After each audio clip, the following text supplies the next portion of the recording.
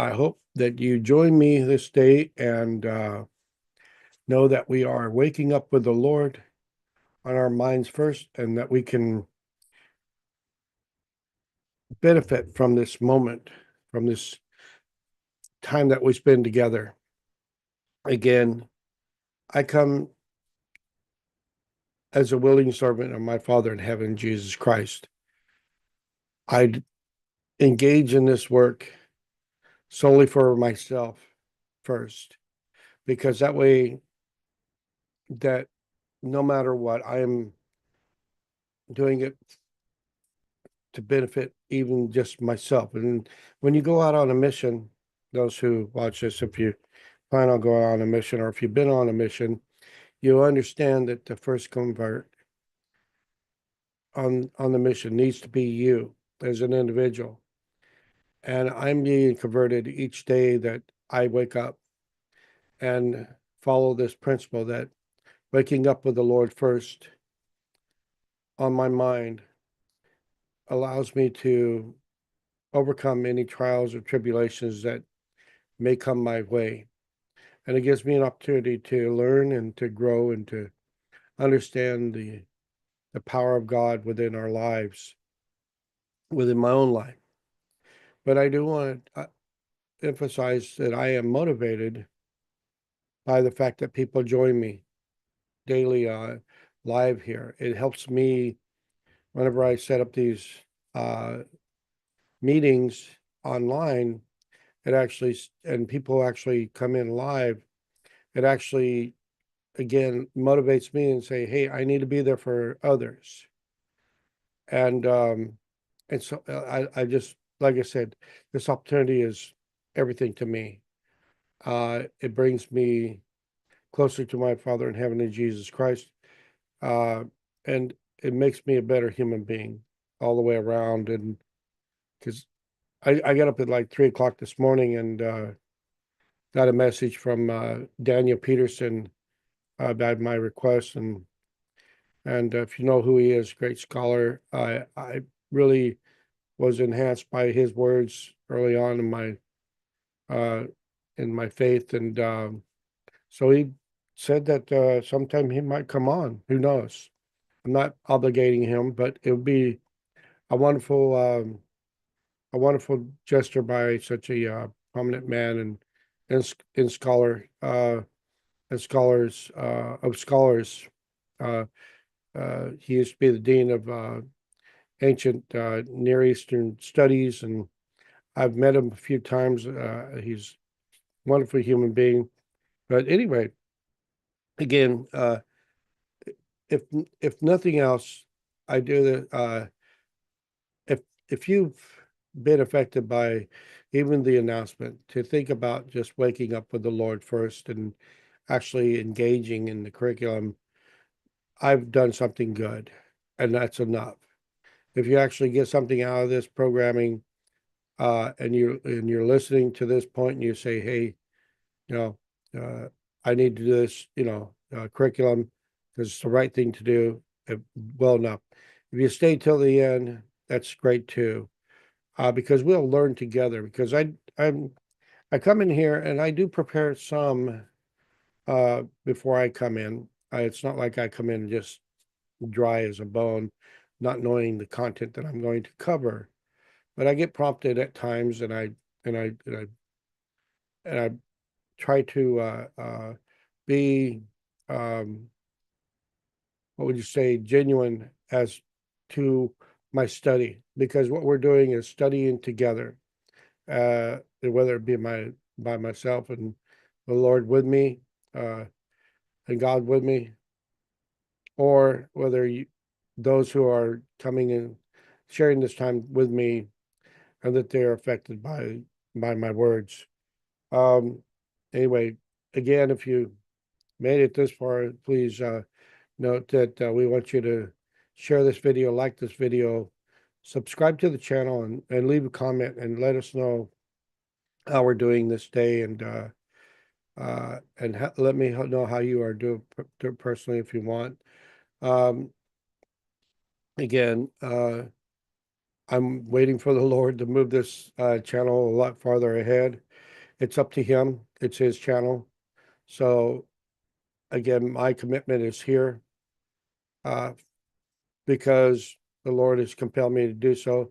And those who uh, are benefiting from this uh, occasion, it really makes me have joy, and they are my motivation of why some of my motivation why I continue to.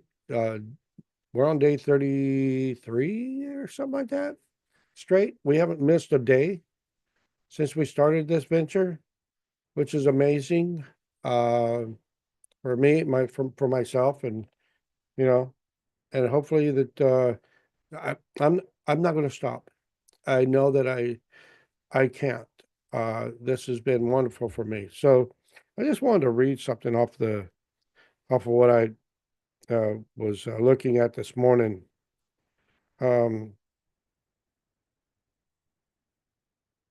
I was reading my horoscope from the Chinese, and I want to kind of emphasize this just to demonstrate what I've been compelled to say every day. Somebody, please join me in a conversation here live, because it is in my nature. All right. So I'm in the Chinese zodiac sign. This is the core part of who I am as a human being, according to their understanding. And they study this, and I think there's some genuineness to this. And I'm a snake in the I was born in the year of the snake. Right. So the snake symbolizes insight. I'm reading off my phone. The snake symbolizes insight, intuition, and mystery. People born under this sign are strategic and analytical, excelling in situations that require careful investigation and preparation. They are sensitive and have a natural ability to uncover hidden truths. However, their mysterious aura can make them seem distant or secretive. When snakes strike a balance between introspection spection, and open communication, they thrive. So my horoscope says I thrive whenever I'm having a conversation. So I'm having a conversation with you who are attending, whether now or later on. So I try to do the best I can to give you as much like an interaction. That's why I like doing videos and interacting with videos. And I should do that more. It would probably help out a little bit. If I can't get people to join me, I might as well invite them through the work they've already produced and just go ahead and react to their work. Let me get a drink of water, please. I took some Dayquil a couple of hours ago. I got up early. I mean, I was up at 3 o'clock. Couldn't go back to sleep for a little bit, but took some Dayquil, and hopefully that Dayquil will prevent me from coughing like I do sometime during the broadcast here. Sudden seemly, or doesn't it doesn't give anybody motivation whenever they see me hack and cough. But anyway, let's. I wanted to read this first. Again, when we talk about the family of Joseph Smith and how they supported, and maybe I've uh, uh, told this story through the eyes of Lucy Mack Smith before, but I'm going to read it again because I think it's a great illustration of the strength that the family had in the cause of the restoration of the gospel, and and that again, these people are impoverished. They know that there's um, they know the hardship of life. Um, they're being moved from place to place continually because of the gospel, the restoration. So why would they support such a such a um manipulative young child that they have that is creating such chaos in their lives. They have nothing to gain from this. I don't, again, he's attacked. Joseph Smith Jr. is attacked so much. I mean, again, I bring up the cause that reason we talk about Joseph Smith so much is because he is relentlessly attacked, and he's the prophet of the restoration. And if you tear down our prophet, and look how many people when they lose their faith uh in that magic that Joseph Smith brought to the the the religious world, they even lose faith in their God that created all things. And they became atheist or agnostic, many of them. So again, we know Jesus Christ. We know our Father in heaven. That's why I do what I do, because I know them. I know that they love me. They allow me to surrender myself unto them, that that I've been able to become somebody that of value in society. And I know that because of the huge change that came in my life so many years ago. It's a horrible human being before, but they changed me. And now I fell in love with them. And so much so that I want to I um I don't feel alive unless I'm actually having these conversations with people about the gospel. I really don't. I can't talk really about anything else. I'm not a person that I want to know how you're doing that day, genuinely. I want to know, but I want to know deep things about life. And and so I really so whenever I have a conversation with anybody, I'm not feeling the vibe unless I'm actually engaged in the gospel the topic, because that's where I'm at. I want to talk about my Father in heaven, Jesus Christ, and how they affect the human being. And that's where I go all the time. That's why it makes it so easy for me to do these for an hour and a half a day, because that's where I'm at all the time. There's never a moment where I'm not trying to conjure up some kind of. I told Daniel Peterson my response that I'm always looking for my next victim uh, uh, to lock them in and bore them to death. And I hope I don't bore people to death. I hope I actually, like yesterday was a down day. Sometimes I'm not going to be able to articulate a message that is inspiring at times, and it happens. That's why I need, again, a partner here or two to to fill this void sometimes that I have.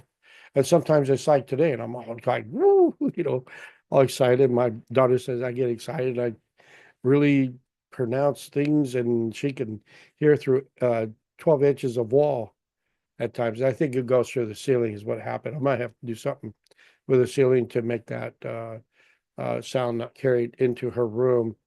But again, I love the gospel. And then again, uh, we're going back to the Book of Mormon. That's the subject for this week. The coming forth of the Book of Mormon. I love this story, and I want to share it. Maybe I've shared it before, but I'll share it again today, because it's always when we hear the testimonies of those who were affected by Joseph Smith's prophetic calling, and we all are. But I'm just saying, in the actual moment that is happening, then their words, uh, because they lived that life with him, they have the greatest amount of power of influence over our minds and hearts that are seeking after testimony for his prophetic calling. And again, we need to become in touch with those that actually had relationship through one-on-one relationship with our Father in heaven, Jesus Christ. Actually, were called of God. Again, that's that's why I would say that in the Book of Mormon, the experience that we have, and this is just for me, and I'm not saying that everybody has this, but for me, Third Nephi does not really capture the moment of Jesus Christ in the same way that we we that I gravitate to him in the New Testament. It's because there's a human being, a real human being that is interacting in such an intimate way with so many people in the New Testament. You could actually, there's a lot of monologuing. That's why I hate, being alone here.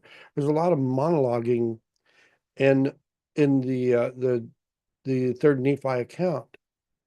Yes, there's some interaction, but not the kind of interaction where because they're all surrendering themselves to him. There's there's nobody in that moment of his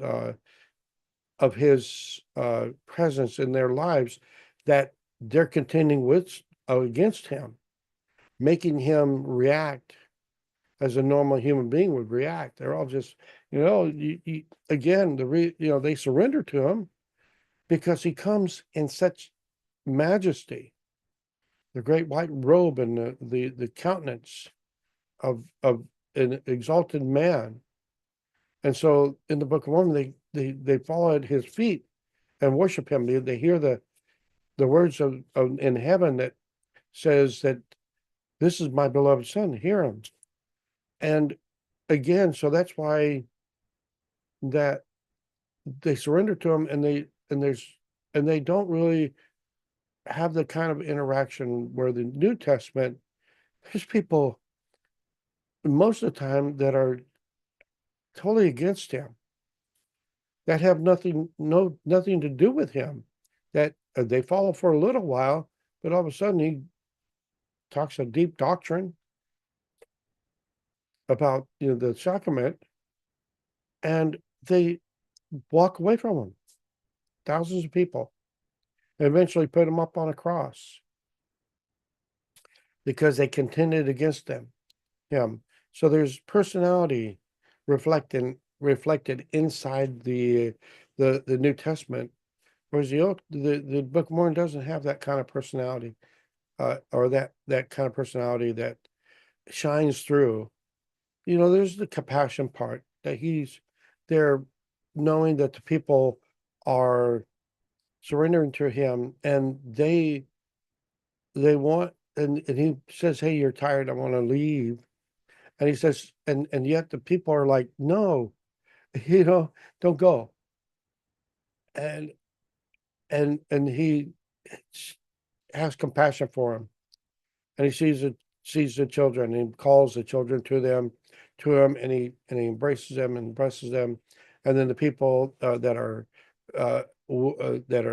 needing their infirmities healed in some way, they're brought to him. So there's a lot of compassion in that.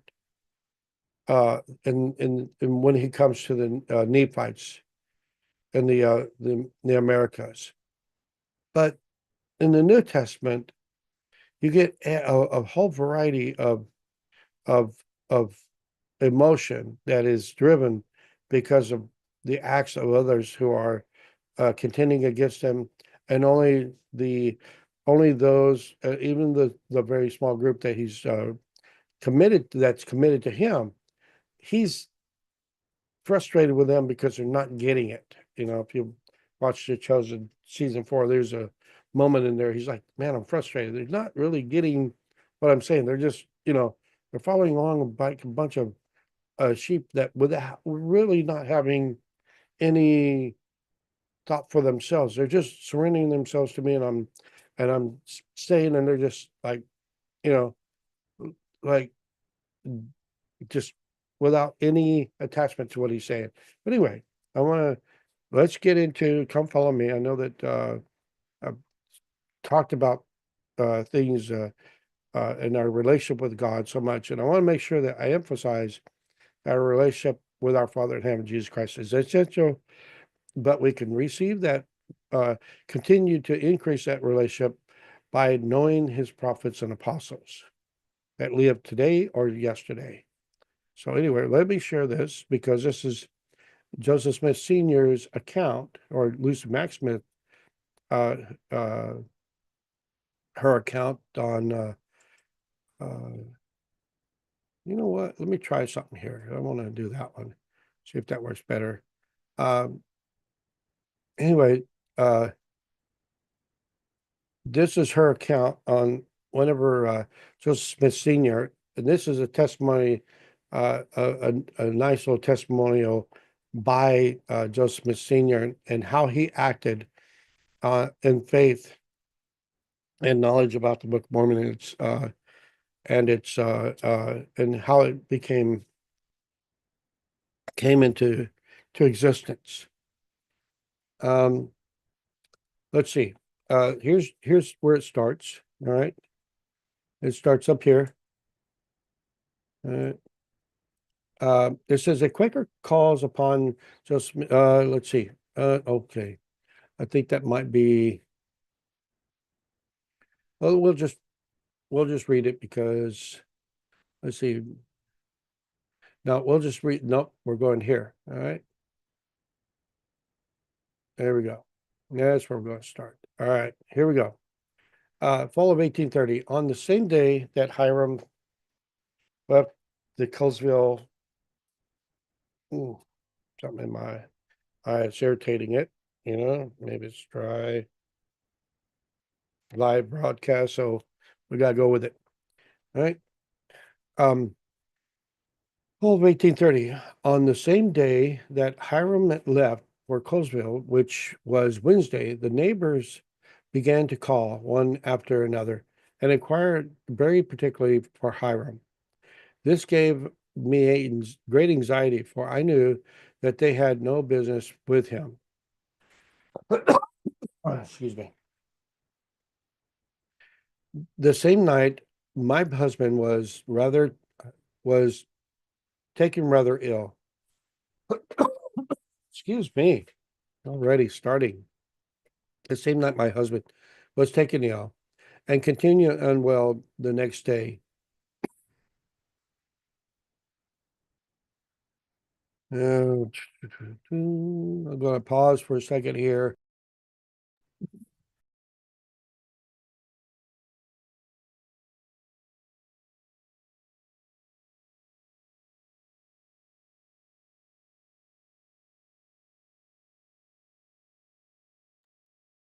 Sorry about that, folks.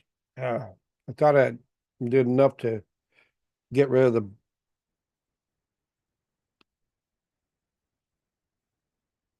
coughing this morning. For whatever reason, it's not. But anyway, I'm trying to try. Anyway, let's continue on. Let's make sure let's do an audio check real quick, just to.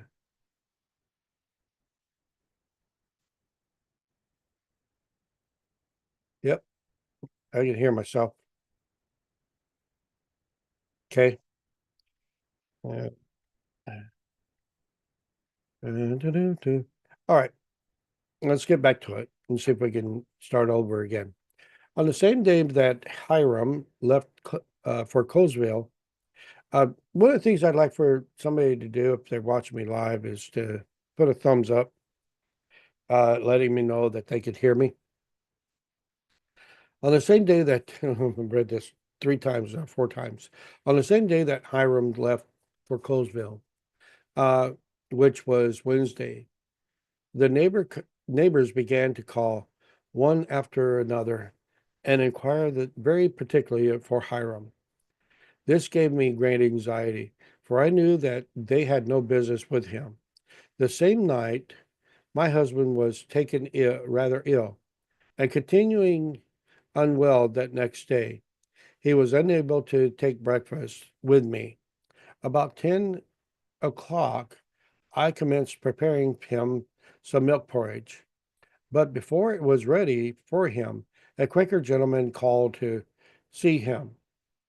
And following in this, in the substance of their conversation, excuse me, and the following is the substance of their conversation. Yeah, get that right now. Uh, this is what the Quaker said. And, we've read this before. I know we have, but it's always a great story, and it's always a good way to lead in to our "Come Follow Me," because it's important to know what they sacrificed to uh, to bring forth the gospel in our days. Friend Smith, I have a note against thee for $14, which I have lately bought, and I have come to see if thou hast the money for me. Mr. Smith, Joseph says, "Why, sir, did you purchase that note? You certainly were in no want of the money." Quaker, that is business of my own. I want the money, and must have it. Joseph, I can pay you $6 now. The rest you will have to wait for, as I cannot get it for you. Quaker, no, I will not wait 1 hour. And if thou dost not pay me immediately, thou shalt go forthwith to the jail, unless running to the fireplace and making violent gestures. That's what he was doing, the Quaker. He's making violent with his hands towards the fire.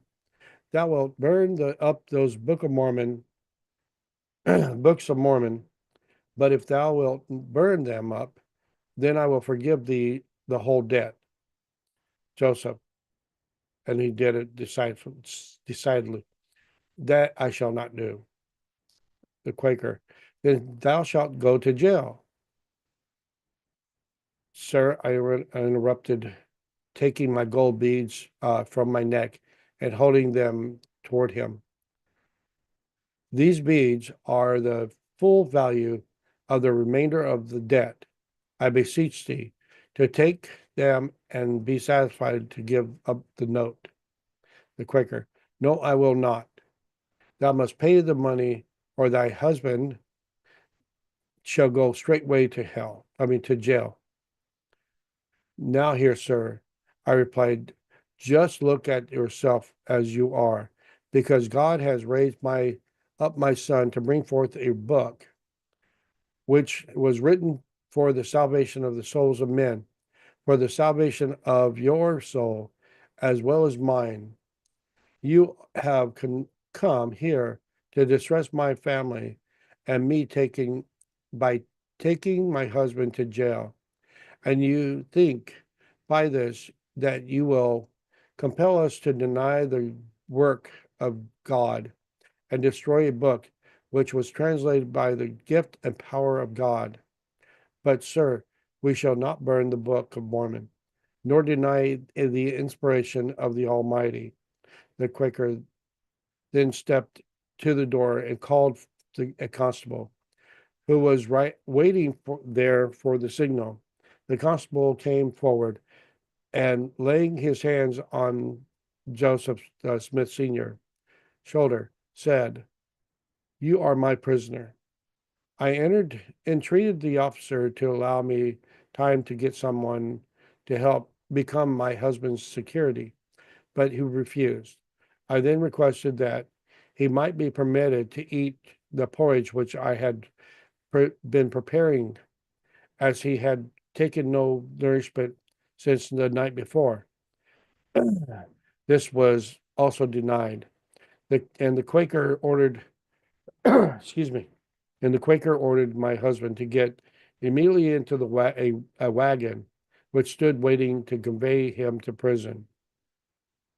After they had taken him to the wagon, the Quaker stood over him as guard, and the officer came back and ate up the food which I had prepared for my husband, who sat in the burning sun, faint and sick. Wow. Wives who love your husband and would sacrifice your lives for theirs. How do you think I felt at that moment. I will leave you to imagine. Suffice it suffice it for the present to say that after devouring the last mouthful of provisions which we had in the house, they drove away with my husband, and I was left alone again with Lucy, my youngest child. The next morning, I went on foot several miles to see a friend by the name of Abner Lackey, who I hoped to would assist me. I was not disappointed.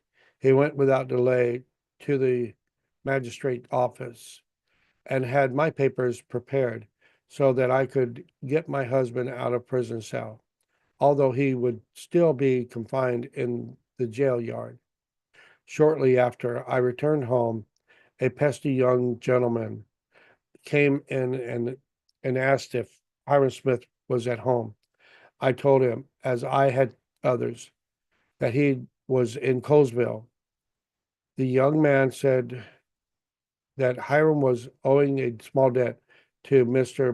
McIntyre, who was then absent, and the doctor wished him to call at my house to see if it would be convenient for him to settle the debt. I told the young man that all of my son's business was left in order, and that the agreement with Dr. McIntyre was that the debt was to be paid in corn and beans, which I would send to him the next day. I then hired a man to take the produce the following day to the doctor's house, which was accordingly done. And then the man returned. But anyway, I don't know. I want to make sure the rest of the story of Brother Joseph Smith Sr. is that he was in the jail and and he had actually converted a couple of people while he's there. So it's an amazing story, and this is a different account, different reading of that account. So just to let you know, and again, but uh, again, she drops in and lets us have a view of how she's uh, taking the the uh, taking the event, uh, her husband being um, arrested for $14, in which they could have paid for partially, but the man and the constable were subjected him to uh, what would you say, that they were either to pay it full or he was going to jail. And but they used it as a uh, um, as a leverage to try to get the family to discount the Book of Mormon and to burn the Book of Mormon, the editions of the Book of Mormon they had, and they refused to. But then her husband goes to jail for 30 days. And again, he does work while he's there. Um, let's see what today's, and we're going to go back to the Joseph Smith's history and read that, or excuse me, not the history, but the see all the saints and read that.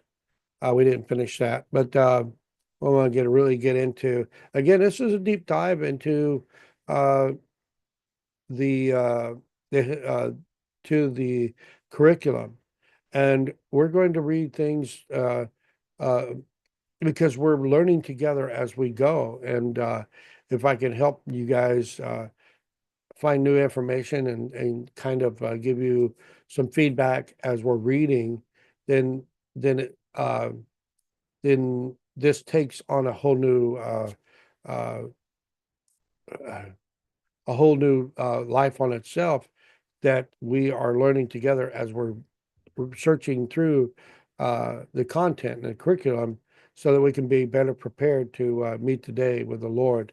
Anyway, this is what we're going to do tomorrow. God has a work for me to do. It's one thing to believe that God had a work for Joseph Smith to do. We can look back on his life and clearly see what he accomplished. But have you ever considered that God has a work for you to do? As you read Joseph Smith's history, 127 through 33, think about uh, what that work might be. How does it contribute to the ongoing restoration of the Savior's gospel?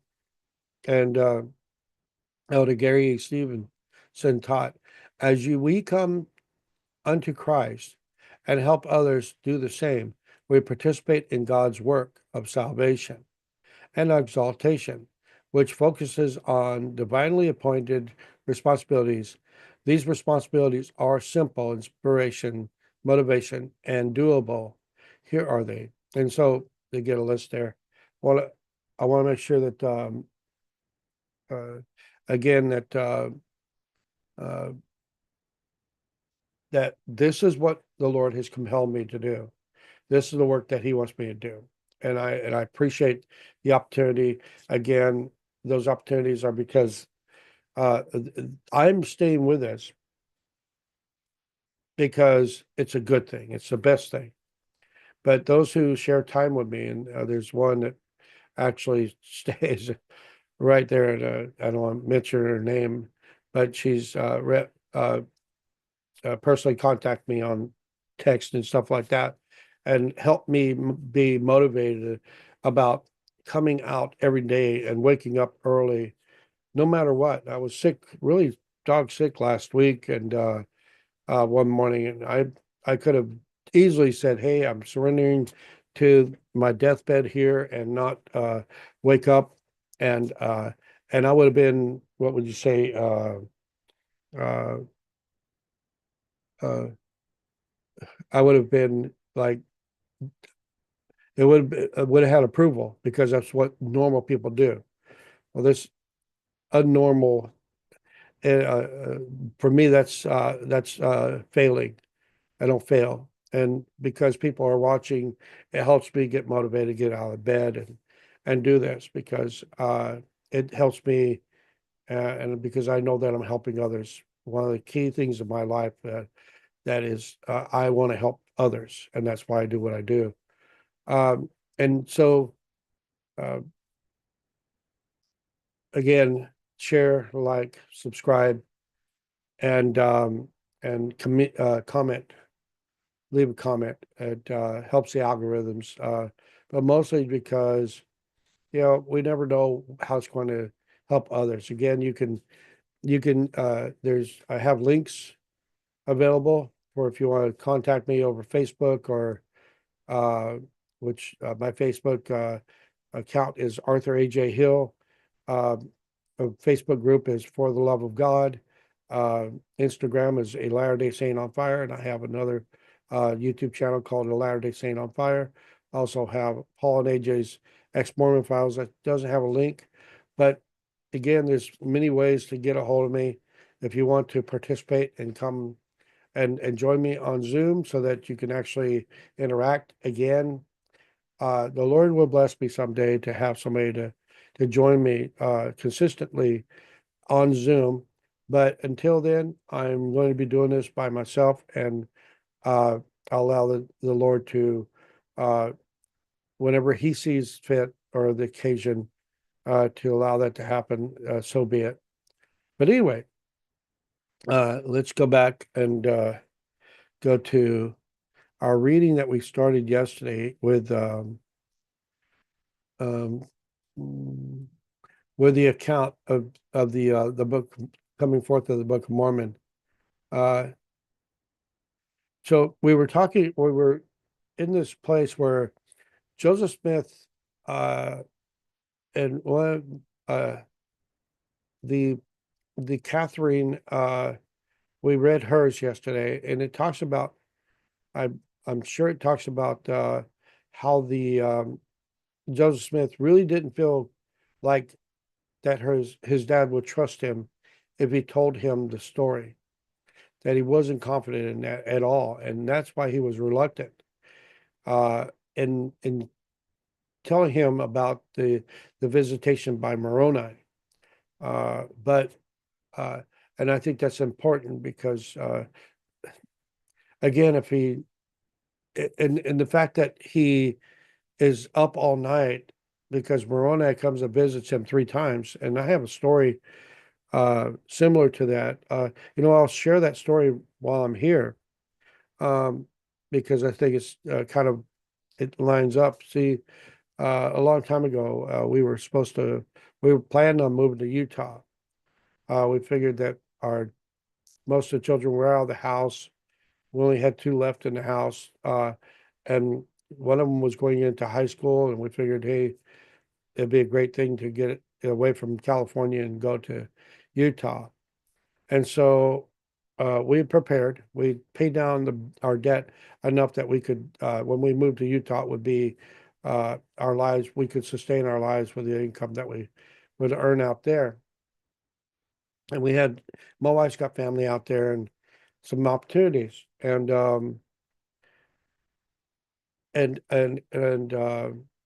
we're at state conference, and the about March, so June comes up so it's about 4 months from June, and we're there at state conference, and Elder Gelwix was the Larry Gelwix. He is portrayed in the movie Forever Strong, but he was talking, uh, and he was the mission president at the time where we lived.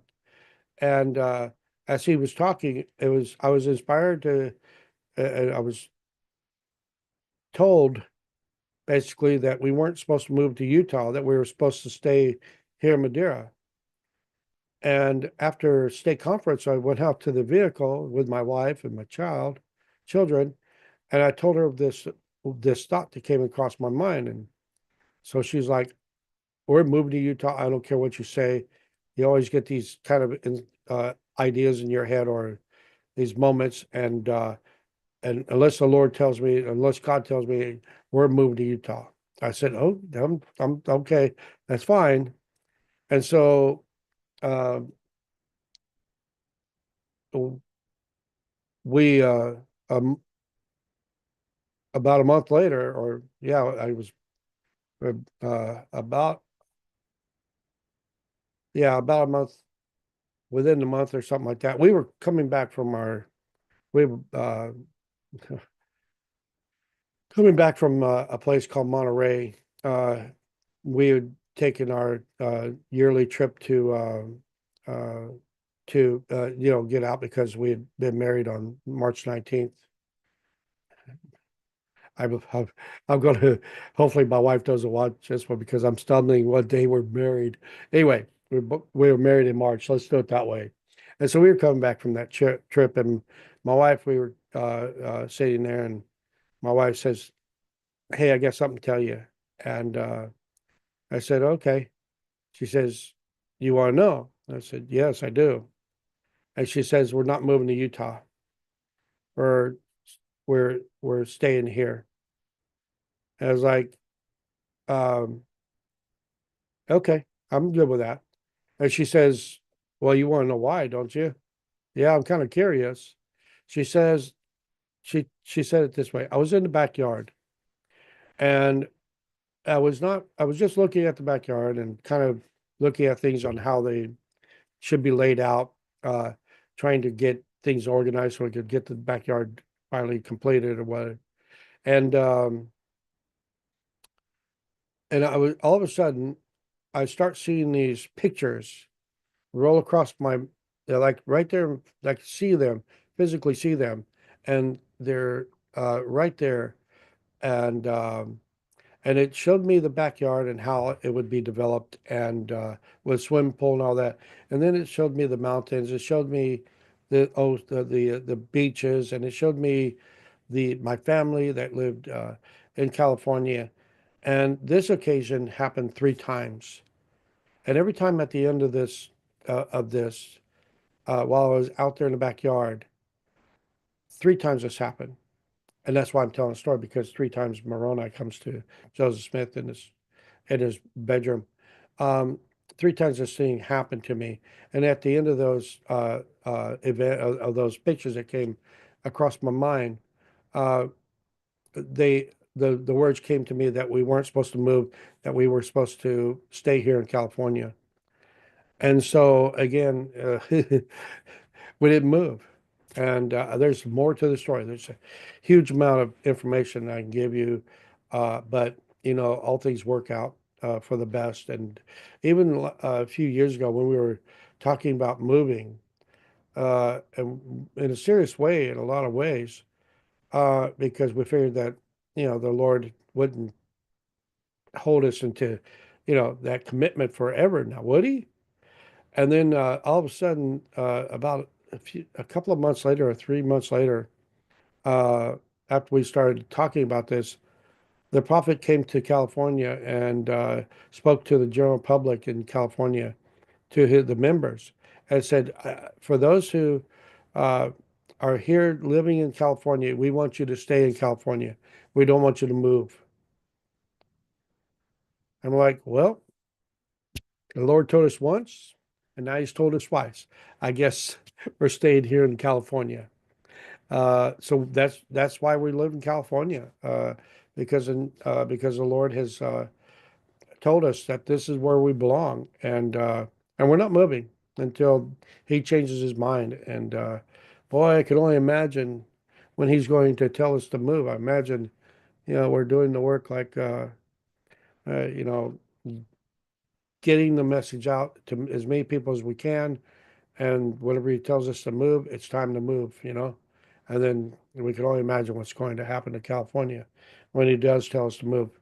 But anyway, so Moroni's visitation happened three times in that night. And because of that, those long periods of time that he's spending with Joseph Smith, it makes Joseph Smith really fatigued and tired, to the point that his dad tells him, "Hey, you got to go home and go get some rest, because you're not looking very well." And because of that, it forces Joseph Smith eventually to tell him about the event that took place in with Moroni, and then Joseph Senior says, "Hey, get her done." So anyway, let's continue to read here.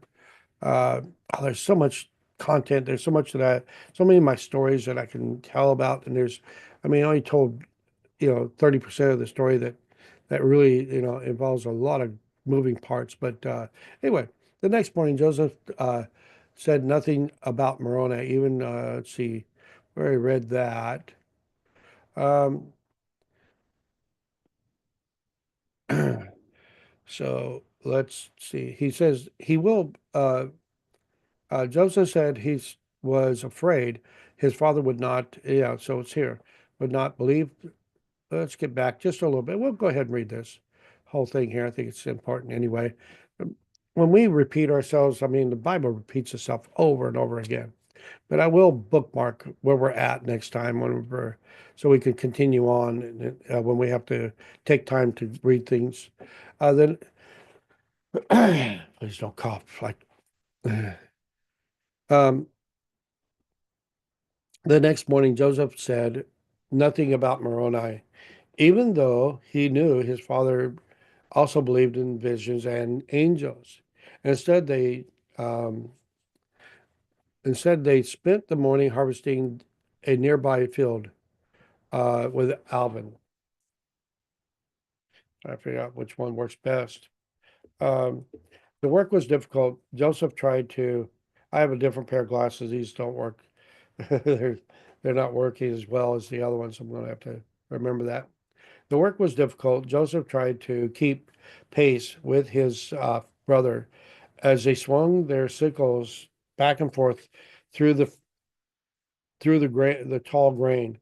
But Moroni's visit had kept him awake all night, and his thoughts kept returning to the ancient record and the hill where it was buried.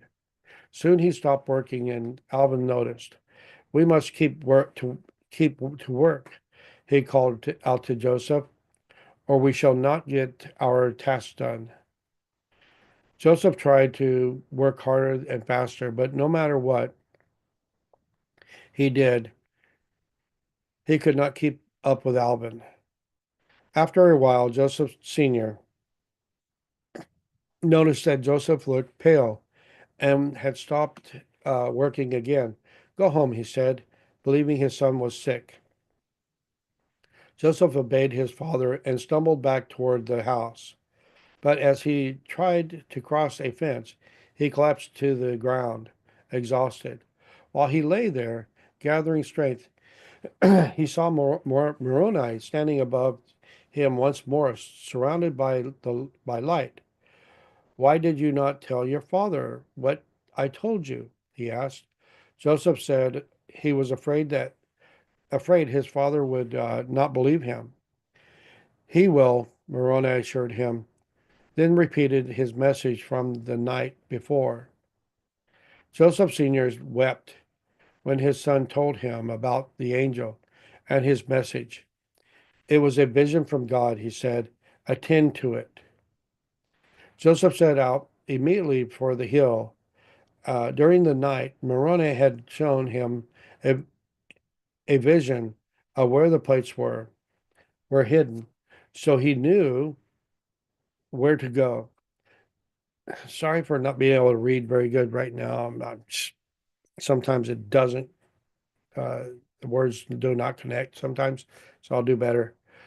Joseph set him out immediately for the hill during the night. Moroni had showed him a vision of where the plates were hidden, so he knew where to go. The hill, one one of the biggest in the area, was about 3 miles from his house. The plates were buried beneath a large rock on the west side of the hill, not far from its summit. Joseph thought about the plates as he walked. Even though he knew they were sacred, it was hard for him not to resist wondering how much they were worth. He had heard tales of hidden treasure protected by guardian spirits, but Moroni and the plates he described were different from these stories. Moroni uh, was a heavenly messenger appointed by God to deliver the record safely to his chosen seer. And the plates were valuable not because they were gold, but because they witnessed of Jesus Christ. And again, the church bought the editor's manuscript and one that printer's manuscript, which uh, Albert Cowdery had written over, and it cost them $32 million. And I think there was some other things combined in that, but they really spent a lot more money for the paper that was written on than the actual gold that gold would have been. The 200 pounds of gold is $6 million these days. So again, they're not buying it for the gold. They're buying it for the message that is contained on it and the value, because that is where the value is the written word is of the greatest importance and value. Still, Joseph could not help thinking he knew exactly where to find enough treasure to free his family from poverty. Arriving at the hill, Joseph located the place he had seen in the vision and began digging at the base of the rock until its edges were clear. He then found a large tree branch and used it as a lever to raise the stone and heave it aside. Beneath the boulder was a box. Its walls and base were made of stone. Looking inside, Joseph saw the gold plates, seer stones, and breastplate. And we talked about that, how because he has his own seer stone and he's probably uncomfortable with that idea that because has that these seer stones that he sees in the box, not no, they seem to be crystal, but it says that God can use the rock to to uh, assist his prophets and apostles uh, to work through. The plates were covered with ancient writings and bound together on one side by three rings. Each plate was about 6 inches wide, 8 inches long, and thin. A portion of the plates were also appeared to be sealed, so no one could read it. Astonishing, astonished, Joseph wondered again how much the plates were worth. He reached for them and felt a shock pulse through him. He jerked his hand back, but then reached for the plates twice more and was shocked each time. Why can't I not obtain the book? He cried out. Because you have not kept the commandments of the Lord, said the voice nearby, said a voice nearby. Joseph turned and saw Moroni. At once the message from the night before flooded his mind, and he understood that he had forgotten the record's true purpose. He started to pray, and his mind and soul awoke to the Holy Spirit. Look, Moroni commanded. Another vision unfolded before Joseph. He he saw Satan surrounded by his numberless host.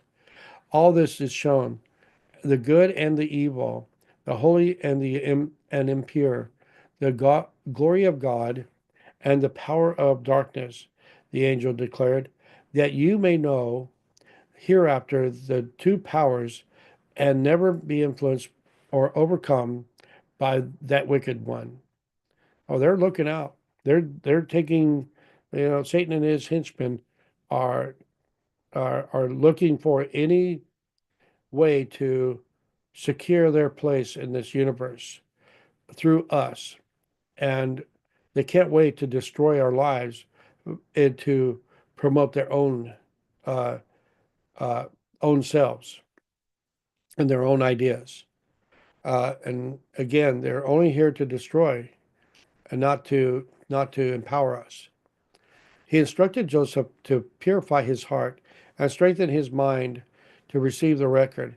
If ever these sacred things are obtained, they must be by prayer and faithfulness in obeying the Lord. Moroni explained, they are not deposited here for the sake of accumulating gain or and wealth, for the glory of this world. They were sealed by the prayer and of faith. Now think about this. Now think about the story of Moroni itself and how much carnage and what they sacrificed, what his people sacrificed for this record to be sealed up in the earth, so it could be brought forth today. There's no amount of money that you could pay for somebody's life who surrendered it. Even, I mean, his dad was, I believe he's killed in battle. And Moroni knows this, and he's seen the carnage that was going on at the time.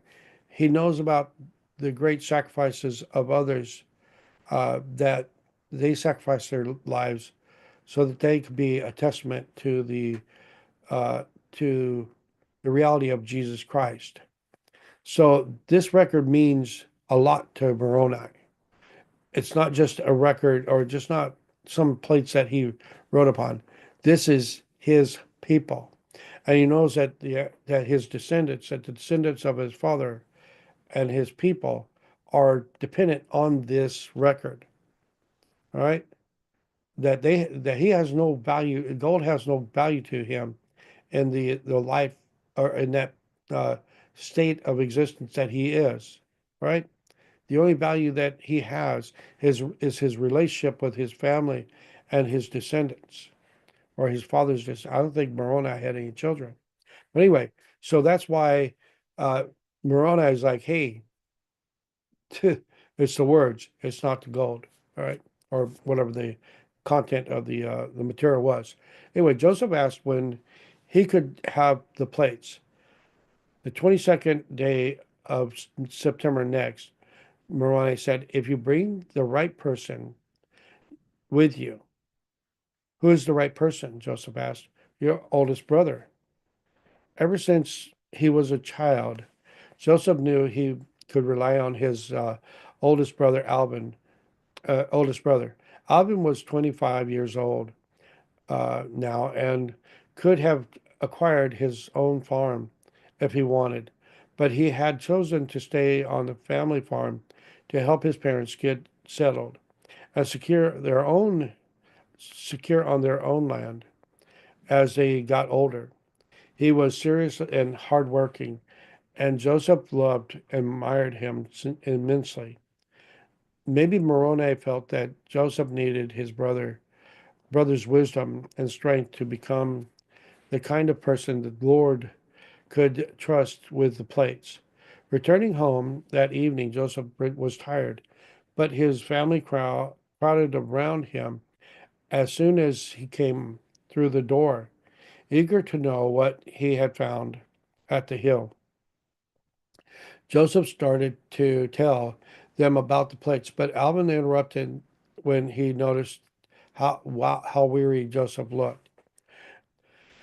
Let us go to bed, he said, and we will get up early in the morning and go to work. They would have plenty of time tomorrow to hear the rest of the story.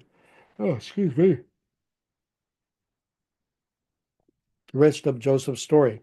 If mother's if mother will get our suppers early, he said, we will have a fine long evening and sit down and hear you talk.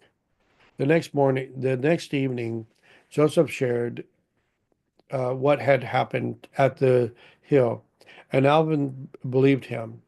As the oldest son in the family, Alvin had always felt responsible for his aging parents' physical welfare.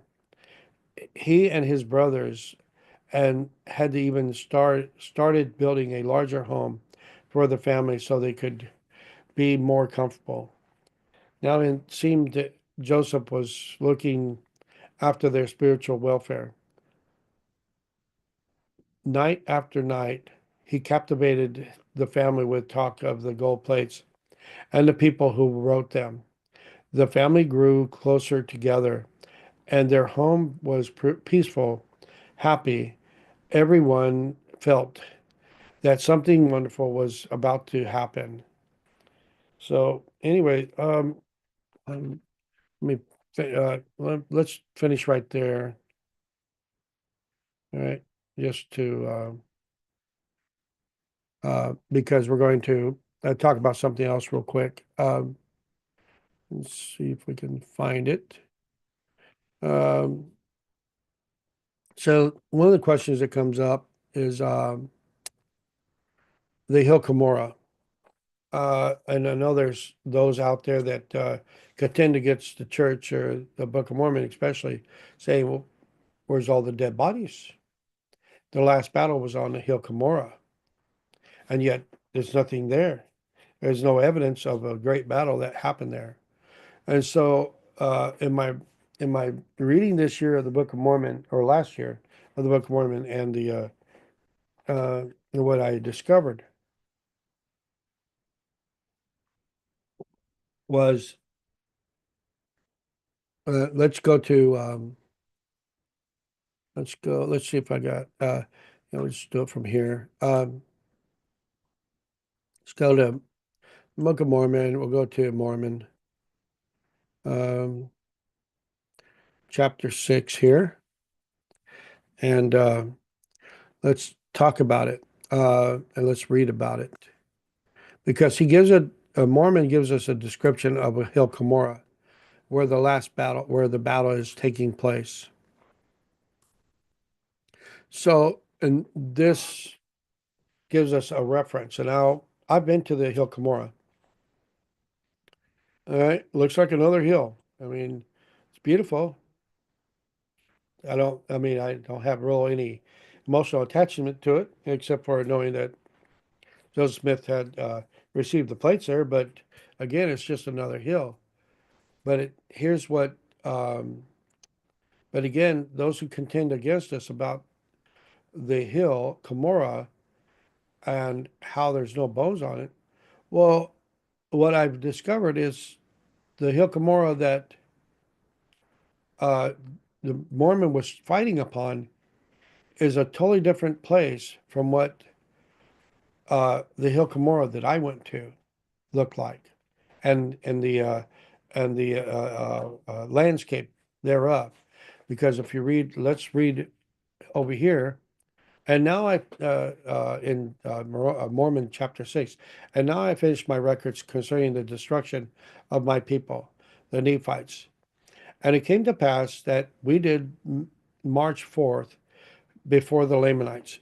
And I, Mormon, wrote an epistle to the king, unto the king of the Lamanites, and desired of him that he would grant unto us that we might gather together our people unto the land of Cumorah by a hill which was called Cumorah, and there we could give a them battle. There's a movie out there. It's called McClintock, and the and this this is a story that it's with John Wayne. I love John Wayne, and this is a story uh, about the chiefs of the Indian tribes that they were in prison. They got pardoned, and they come back to New Mexico, and they petitioned the governor that they want to be free. They want to, but if you're not going to let us be free, just give us enough weapons so that we can have one last great battle and die in honor. And this story here, this event here, and this is kind of in that way that we're going to go to this hill and we're going to die in honor, no matter, in the end. And I think this, again, that parallel there is really fun to think about in a lot of ways, but tragic too. And it came to pass that we did march forth to the land of Cumorah, which we did pitch our tents around about the hill. Uh, and here's where the description of the hill Cumorah really comes in, and that we can actually look at the landscape of what the hill Cumorah that the plates were found on, and what the description is in the Book of Mormon, where the last battle is. And believe me, it's two different places. And it was in a land of many waters, rivers and fountains. And there were, and here we had hope to gain advantage over the Lamanites. Then 300, and okay, anyway, so it's surrounded by rivers and fountains and many waters. Okay. So let's go to Google Maps. Let's try that. Let's see here. I'll just maps. Okay. Uh, let's see if we can bring it up this way. I'll share. Yeah. I'm just putting in Hill Cumorah and see if there's a way to let's go ahead and share the screen while I'm at it. So that way um, you can follow along with what I'm doing here. Uh, okay.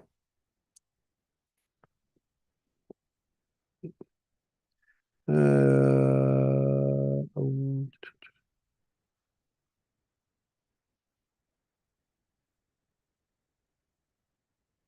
let's see here. Let's see if we got landscape.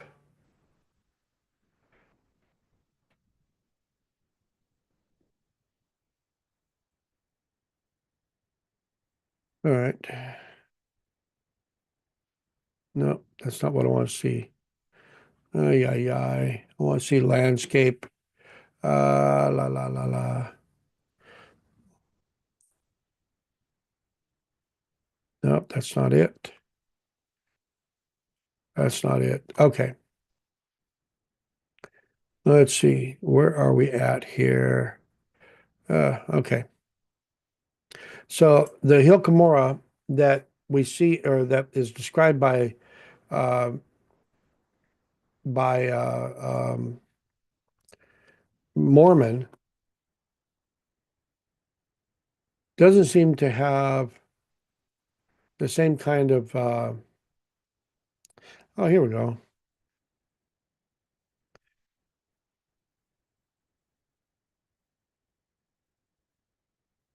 There we go. Now,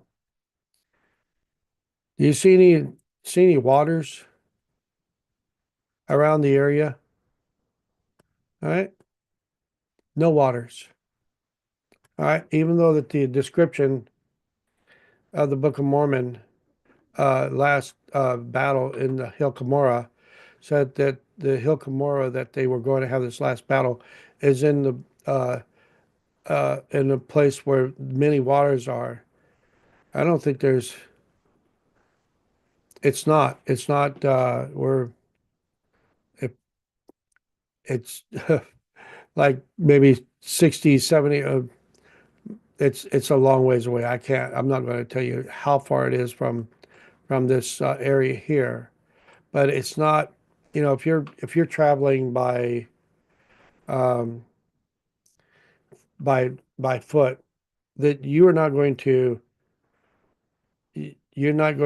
describe the area of the Hill Cumorah as having many waters around it unless it's right there surrounding it.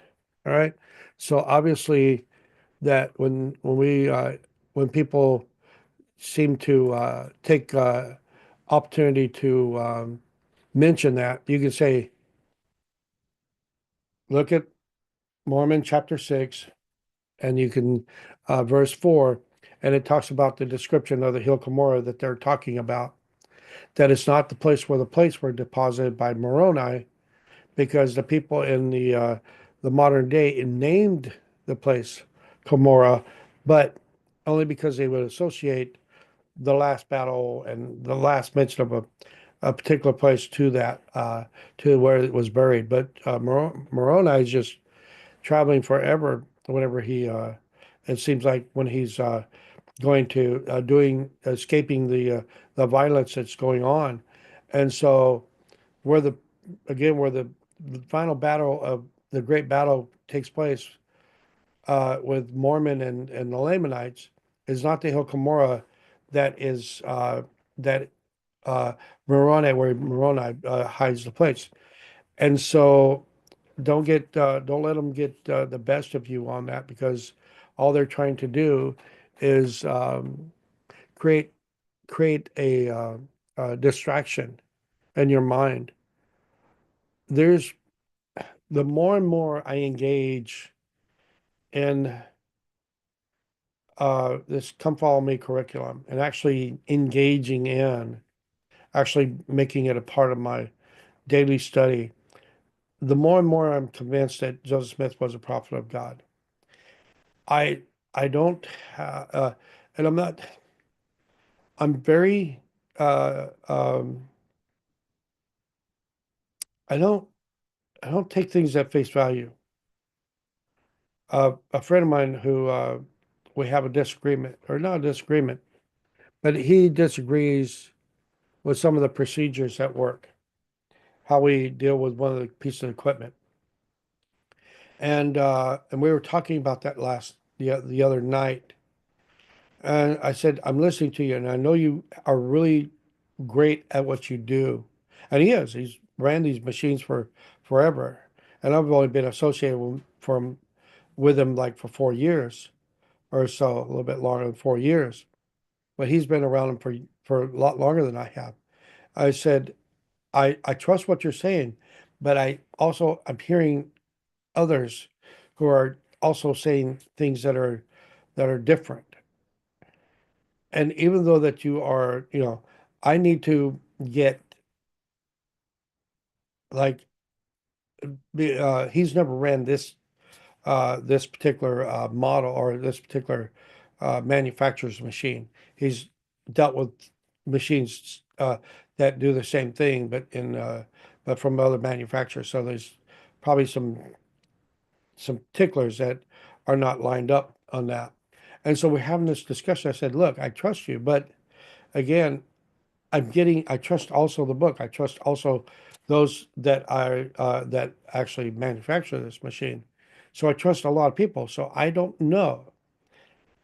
Until I know, I don't know. So I ask questions and I continue to bear down on getting comfortable where I'm at whenever it comes to any particular situation. That's why for me, I'm never satisfied with the gospel. I'm locked in, but I'm never, I'm always hungry for more information that makes me even more comfortable, makes me even more satisfied of my position.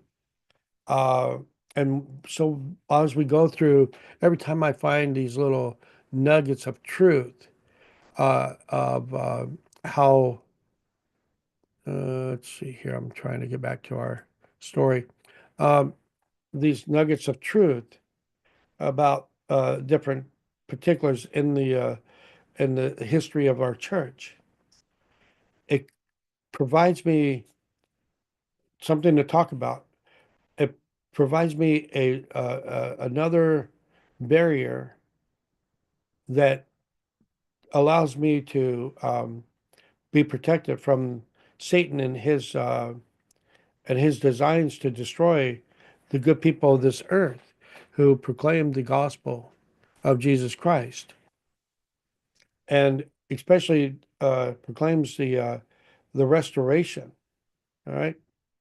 So there's a lot of moving parts there. And so, like I said, whenever I find these things, and now that I'm discovering more and more about Joseph Smith and his personality and the personality and how much of his parents were involved in the work and others, it just brings another layer of of um, of protection from the adversary and from those who want to destroy my faith. And I'm hoping that I can uh, give you guys these insights so that it gives you that extra layer that you have something to tell people when they question. Say, hey, here's information that I didn't know that now I know, and it's even created a stronger bond between me and the gospel of Jesus Christ as the restored gospel as it is. And now what more can you bring to try to tear this down? You're not, you know. Again, I'm secure in my place, and this gives me more security. But anyway, I labored the point too long. Anyway, again, here we are, about an hour and a half in. We've done some really good reading, and hopefully, you guys share this video or share this video, like this video, leave a comment. Also, subscribe to the channel. Uh, Also, you can join me sometime on Zoom if you want. You can find me at Arthur A.J. Hill on Facebook or For the Love of God group on Facebook, Latter-day Saint on Fire on Instagram, a Latter-day Saint on Fire YouTube channel, and these are available in a link down below. And so, anyway, let's continue on. Just a little bit more reading. I'm running out of steam here a little bit. Excuse me. Oh, oh, these glasses don't really work. Um, okay, so let's start back a little bit. Now it seems Joseph uh, was looking after their spiritual welfare. Night after night, he captivated the family Let's share it while, because you can read along with me.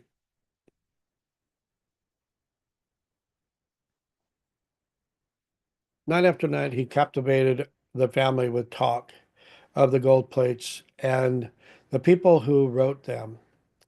The family grew closer together, and their home was peaceful and happy. Everyone felt that something wonderful was about to happen. Again, there's no mention that Joseph Smith was uh, taking these stories and publicly uh, talking about them in the public.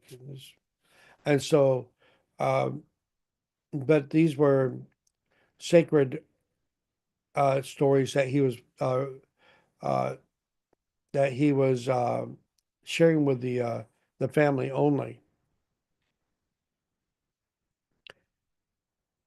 Let's get back to it here. Then one autumn morning, less than 2 months after Moroni's visit, Alvin came home with an intense pain in his stomach. Bent over in agony, he begged his father to call for help. When the doctor finally arrived, he gave Alvin a large dose of chalky medicine, but it only made things worse. Alvin lay in bed for days, writhing in pain. Knowing he would probably die, he called for Joseph. Do everything that lies in your power to obtain the record, Alvin said. Be faithful in receiving instruction and keeping every commandment that is given. He died later, a short time later, and sorrow settled over the house. At the funeral, a preacher all but said Alvin had gone to hell, using his death to warn, oh, excuse me, to warn others of the what would happen unless God intervened to save them. Joseph Sr. was furious. His son had been a good young man and could not and he could not believe that God would damn him. With Alvin gone, talk of the plates ended. He had been such a staunch supporter of Joseph Smith's divine call that any mention of them brought his death to mind. The family could not bear it. Joseph missed Alvin terribly and took his death especially hard. He had hoped to rely on his oldest brother, to help him get the record. Now he felt forsaken. And we know in the other account with Catherine that she had said that the Moroni said that you bring, but whenever they lose the Alvin, um, that he would know of another person when he found her, and so that uh, gives Emma a divine calling from the Lord before before she was even in the picture in Joseph Smith's mind. And so we have to know that Emma was an elect woman, as she's described in in the Doctrine and Covenants when she's told to bring forth music. So the Lord had already chosen her as a vessel to help Joseph Smith uh, and in ways that no other person could. So we have to appreciate Emma Smith. I know that we come up against the wall when it comes to her reasons for not traveling back, uh, traveling with the Saints to Utah, and how she, I don't know if she's a catalyst for the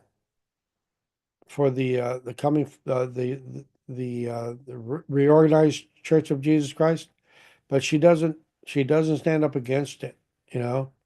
Uh, she needed a place to to feel accomplished, I guess, in the work that her husband had done. And I think that kind of facilitates that.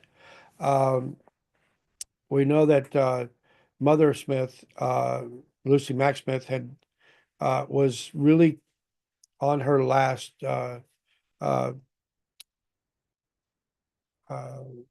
in her last days uh, after Joseph Smith had passed, and the fact that Joseph, and the reason I think that Emma stays in the area is because Joseph was there. I mean, Emma kept him in the room in her house after he was murdered for more than 24 hours, not letting anybody in. She wanted that kind of possession. In the movie Jane and Emma, or yeah, Jane and Emma, Jane Manning comes back to the house, and they're there. These two women are in this house with a dead body alone, and they're protecting their position. And nobody's going to take that body away from Emma, or not even. She doesn't even want people to come in and pay their last respects to Joseph, because he had been what we so surrendered to the public that she had no time with him. All the times that he spent in jail, all the times that he spent on the road trying to organize and trying to gather the saints in whatever place the Lord had commanded him to do. Now he's finally, now he's finally hers alone. And again, I think she doesn't go with the saints in part because Lucy Mack Smith and her aged and how she needed to be cared for. Joseph was dead and buried in close proximity of where Emma lived, and she didn't want to let go of him. And then again, her strife against the church, against polygamy. She's, I mean, how do you when it's one thing for Joseph Smith to claim that God had uh forced him into this polygamous lifestyle. And yes, we could, for those who are like fall in line because it's Joseph Smith and we haven't a better way to go. But for me, I have a hard time with polygamy. I admit to it. You know, as a kid, we joked about it, having harems and stuff like that. But when it comes to the reality of that, of looking to others and how they had many wives, it's like, how selfish are you? You know, that kind of attitude. You know, you should, you know, not hold them all to yourself. That's wrong. But whenever the wife of Joseph Smith doesn't leave the church or leave Joseph Smith for being an adulterer,